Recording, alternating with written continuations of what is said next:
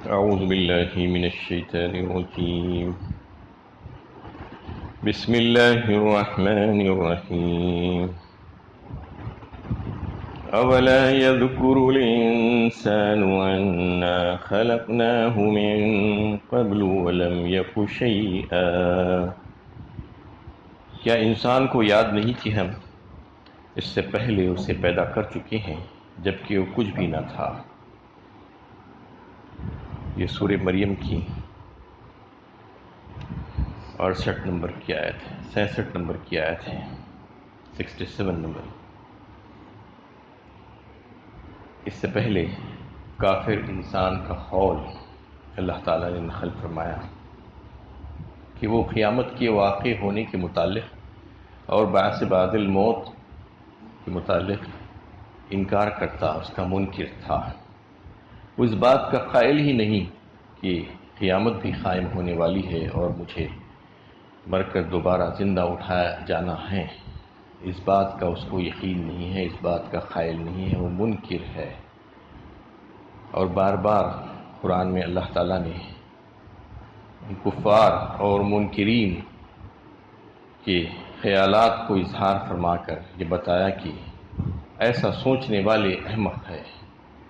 یہ بالکل غلط سوچ اور غلط فکر ہے کہ کوئی اگر یہ سوچ رہا ہے کہ ایک انصاف اور فیصلے کا دن نہیں ہونے والا ہے اور مجھے یہیں پر جینے کے لیے بھیج دیا گیا ہے اور اس کے بعد دوبارہ کوئی زندگی نہیں ہوگی، کہ اس کی غلط فکر ہے. اَإِذَا مِتْنَا وَكُنَّا تُرَابًا وَعِظَامًا أَإِنَّا لَمَبْعُوثُونَ أَوْ آبَاؤُنَا الْأَوَّلُونَ قُلْ نَعَمْ وَأَنْتُمْ دَاخِرُونَ. سورہ صافات 23 پارے میں اللہ تعالیٰ نے وہاں پر بھی اس کافر انسان جو نہیں مانتا قیامت اور دوبارہ اٹھائے جانے کو، اس کا تذکرہ تفصیل کے ساتھ کیا.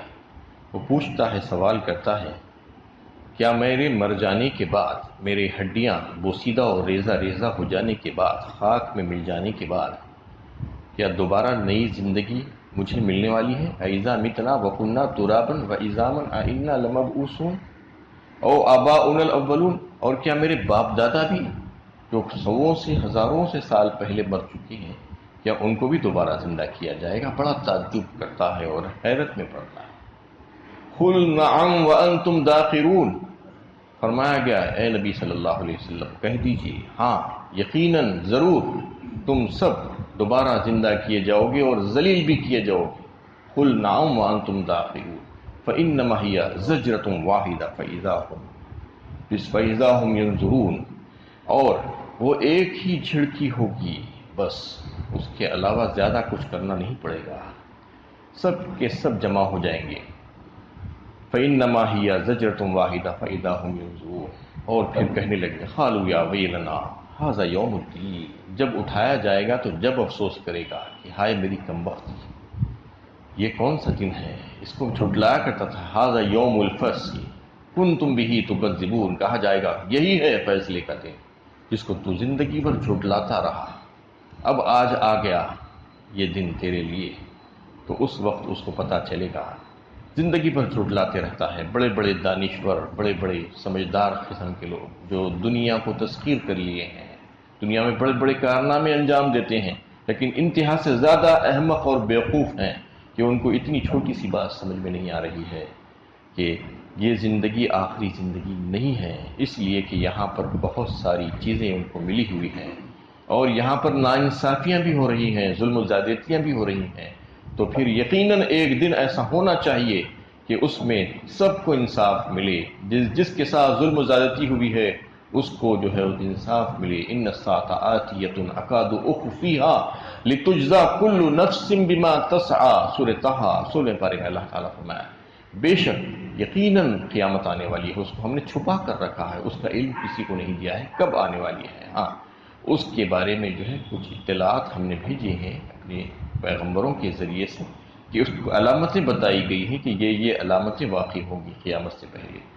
کیوں قیامت واقع ہوگی؟ لتجزی کل نفس بما تسعی. اس کی علت اور مقصد اللہ تعالیٰ بیان فرما رہے ہیں تاکہ تمہیں پوری پوری جزا ملے، تمہیں جو ہے اس دن انصاف ملے. لتجزی کل نفس بما تسعی. ہر کو، ہر انسان کو اس نے جو بھی کام دنیا میں کیے تھے اگر اس کو وہاں پر نہیں ملا ہے، یقیناً دنیا تو دارالعمل ہے، دارالجزا نہیں ہے، اور یہاں پر جو ناانصافیاں ہو رہی ہیں اس کا بھی ازالہ وہاں پر کیا جائے گا، تو وہ دن کا آنا ضروری ہے، یہ فرما دیا گیا۔ تو یہ جو سوالات کرتا ہے یہ سوالات غلط ہے، اس کا عقیدہ باطل ہے، یہ سمجھ لینا چاہیے، یہ سمجھایا جا رہا ہے اس آیت میں۔ اور اگلی آیت میں اللہ تعالیٰ جواب دے رہے ہیں، اولا یذکر الانسان انا خلقناہ من قبل ولم یک شیئا، کیا انسان کو یاد نہیں ہے کہ ہم اس سے پہلے اسے پیدا کر چکے ہیں جبکہ وہ کچھ بھی نہ تھا؟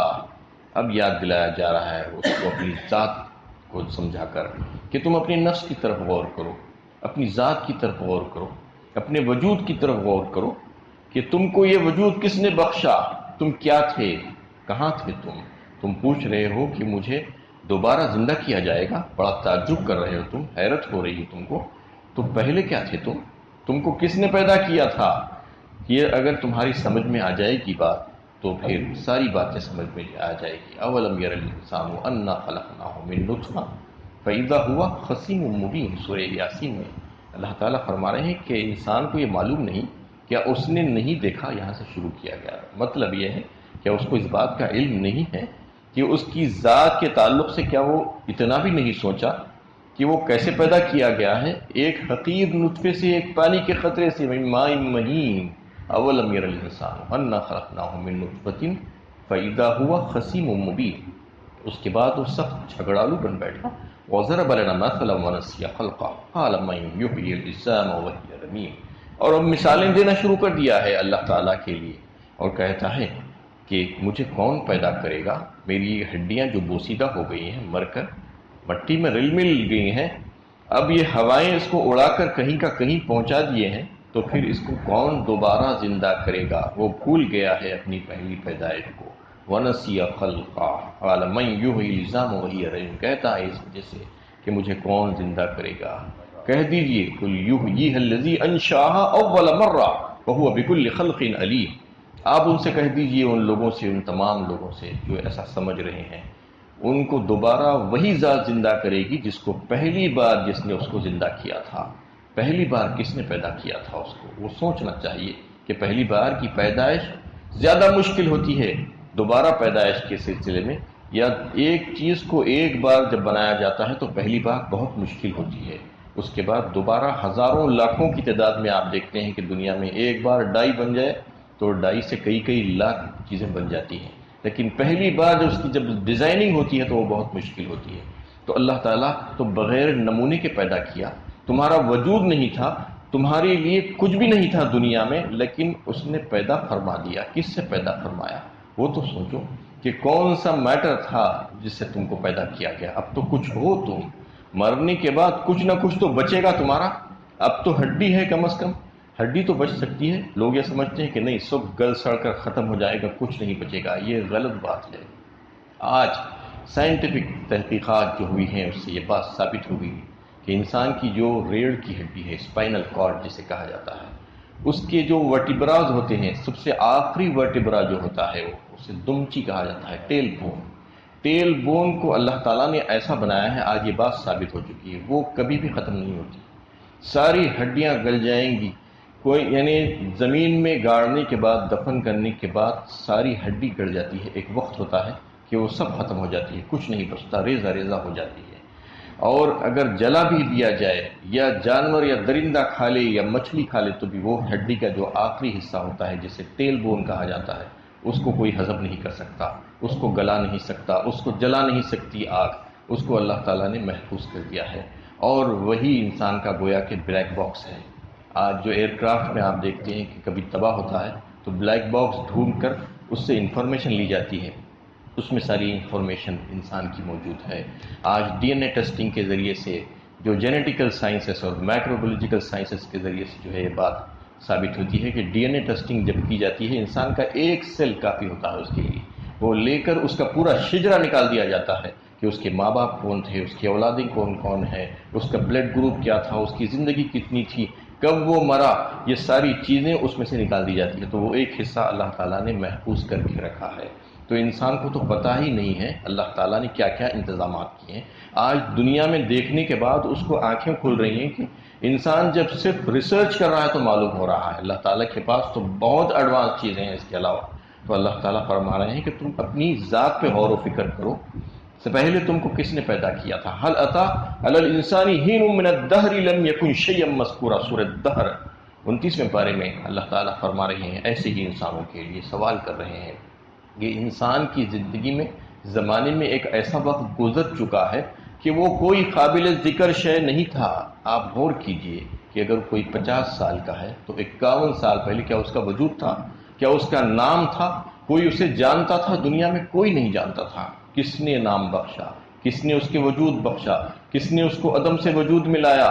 کس نے اس کو یہ ساری صلاحیتیں دی؟ اللہ نے۔ اللہ تعالیٰ خود بیان فرما رہے ہیں آگے سورۃ دہر ہی میں، هل اتى على الانسان حين من الدهر لم يكن شيئا مذكورا انا خلقنا الانسان من نطفة امشاج نبتليه فجعلناه سميعا بصيرا۔ ہم نے پیدا فرمایا اس کو کس سے؟ ملے جلے نطفے سے، ایک عورت اور مرد کے اختلاط کے ذریعے سے ہم نے جو ہے اس کی پیدائش فرما دی۔ کس لیے؟ نبتلی، تاکہ آزمایا جائے۔ فجعلناه سميعا بصيرا۔ ساری باتیں اللہ تعالیٰ نے انسان کے تعلق سے 2-3 آیتوں میں سورہ دہر میں پہلے ہی میں فرما دیا۔ ہم نے اس کو ساری صلاحیتیں عطا فرمائی، انتہائی حقیر نطفے سے پیدا فرمایا، لیکن وہ اس کو سنتا دیکھتا بنا دیا۔ کیسی بہترین صلاحیتیں! گوشت کا لوتھڑا ہے انسان پورے کا پورا، اس کے پاس کان بھی گوشت ہی کے ہیں، آنکھ بھی گوشت ہی کی ہے، لیکن آنکھ دیکھتی ہے۔ آنکھ میں ایسے بہترین لینس فٹ کر دیے ہیں کہ وہ آنکھ دیکھ رہی ہے آج، اور کان میں کچھ ایسی صلاحیتیں رکھ دی ہیں کہ وہ سن رہا ہے۔ تو یہ اللہ کی شان ہے۔ سمیعا بصیرا فرمایا، انا ہدیناہ السبیل اما شاکر و اما کفورا۔ اب انسان کو ایسے ہی نہیں چھوڑ دیا گیا، بلکہ انسان کی ہدایت کا سامان کیا گیا۔ اس کے سامنے دونوں راستے رکھ دیے گئے، خیر اور شر کے، اور خیر کا راستہ بتلا کر کہا گیا کہ یہ اللہ کو پسند ہے، اللہ کو راضی کرنے والا راستہ ہے۔ اب چاہے وہ اپنے اختیار سے جس راستے کو چاہے اختیار کرے، چاہے تو وہ شکر گزار بندہ بن جائے، اللہ تعالیٰ کے احکامات کو پورا کرے اس راستے پر چل کر جو اللہ تعالیٰ کو پسند ہے، چاہے تو وہ ناشکرہ بنے۔ اس کے پاس اختیارات ہیں، آزادی دی گئی اس کو اس دنیا کی حد تک تاکہ امتحان ہو جائے۔ امتحان میں اگر آزادی نہیں دی جاتی تو امتحان ہی نہیں ہو سکتا تھا۔ اب اگر کوئی اپنے اختیارات کا ناجائز استعمال کر کے جو ہے اللہ کو ناراض کرتا ہے تو پھر وہ ناشکرہ بندہ ہے، اس کو سزائیں ملے گی۔ وہاں پر جانے کے بعد اس کے لیے بیڑیاں ہوں گی اور آگ ہوگی۔ فرما دیا گیا یہ نہ سمجھنا انا اعتدنا للظالمین نارا احاط بهم سرادقها وان یستغیثوا یغاثوا بماء، یعنی وہاں پر قناتیں ہوں گی آگ کی، اس میں گھیر دیا جائے گا، یا ظالموں کے لیے ہم نے تیار کر کے رکھا ہے۔ اور جب اس کو پیاس لگے گی تو پانی کے لیے پوچھے گا، چلائے گا تو ایسا گرم اور کھولتا ہوا پانی ملے گا کہ اس کی پیٹ کی اچڑیاں باہر نکل کر گر جائیں گی۔ ایسی مہمانی ہوگی اس کی۔ اگر وہ نہیں مانے گا، اگر وہ شکر گزار نہیں بنے گا، اللہ تعالیٰ کی عطا کردہ نعمتوں کا شکر ادا نہیں کرے گا، اور وہ صحیح راستے کی طرف نہیں چلے گا جس کی طرف اس کی رہنمائی کی گئی ہے، تو پھر آج تو اختیار ہے، آج اس کا ہاتھ پکڑ کر نہیں روکا جائے گا، لیکن اس دن اس کو پتہ چلے گا۔ یہ انسان کی اصل ہے۔ اللہ تعالیٰ یہاں پر فرما رہے ہیں کہ ہم نے اس کو پہلی بار بھی پیدا کیا تھا، لیکن وہ بھول گیا ہے اپنی پہلی پیدائش کو۔ اس کا وجود ہے اس کی نظروں کے سامنے، کائنات میں وہ چل رہا پھر رہا ہے، ابھی زندہ ہے، لیکن اس کے باوجود وہ سوچ نہیں رہا ہے کہ مجھے کس نے پیدا کیا، کون ہے وہ ہستی جو مجھ کو پیدا کی ہے، عدم سے وجود میں لائی ہے اور میری پرورش کر رہی ہے، مجھے بڑھا رہی ہے۔ وہ اس بات پر قدرت نہیں رکھتا کہ آج جو ہے آج سے پہلے کیا تھا، وہ ایک بچہ بن کے پیدا ہوا تھا۔ وہ اس پر جو ہے قدرت نہیں رکھتا کہ اس کو روک سکیں، بچپنے کو نہیں روک سکا، جوانی کو نہیں روک سکا، بڑھاپے کو نہیں روک سکا، مرنے کو نہیں روک سکا۔ یہ سب کے سب ہو رہے ہیں ایک کے بعد ایک، اور یہ کون کر رہا ہے؟ اللہ تعالیٰ ہی ہے اس بات پر قادر، یہ سارے کام وہ انجام دے رہا ہے۔ تو اس نے پیدا کیا ہے تم کو، پہلی بار بھی پیدا کیا تھا اور دوبارہ بھی پیدا کرے گا، اس لیے تم کو تیاری کرنی چاہیے کہ دوبارہ زندگی کے لیے تم پہلی زندگی میں جو کام کر کے آئے ہیں اسی کے مطابق تمہیں وہاں پر جزا یا سزا ملنے والی ہے۔ اللہ تعالیٰ سے دعا ہے کہ اللہ تعالیٰ ہمیں صحیح علم و عمل کی توفیق عطا فرمائے۔